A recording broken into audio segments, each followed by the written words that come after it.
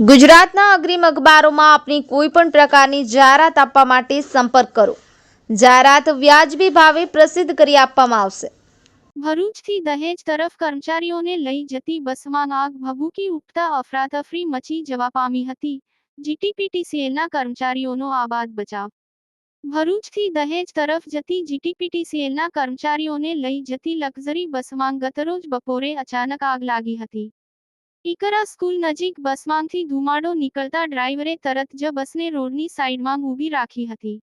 ડ્રાઈવરની સૂઝબૂઝથી તમામ કર્મચારીઓને સલામત રીતે બસની બહાર કાઢવામાં આવ્યા હતા. આ ઘટનામાં કોઈ જાનહાનિ થઈ ન હતી. જો કે, બસ સંપૂર્ણપણે બળીને ખાખ થઈ ગઈ હતી. ભરૂચ દહેજ રોડ પર મનુબર ચોકડી પાસે ખાનગી કંપનીની લક્ઝરી બસમાં આગ ફાટી નીકળતા દોડધામ મચી જવા પામી હતી. બસમાં સવાર મુસાફરોનો આબાદ બચાવ થયો હતો. ઘટનાની જાણ થતાં જ ભરૂચ નગરપાલિકાના ફાયર બ્રિગેડના જવાનો તાત્કાલિક ઘટનાસ્થળે પહોંચ્યા હતા.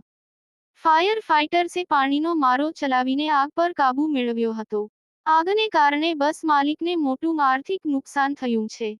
સમયસર કર્મચારીઓને બચાવી લેવાતા મોટી દુર્ઘટના ટળી હતી. યાકુબ પટેલ, ભરૂચ.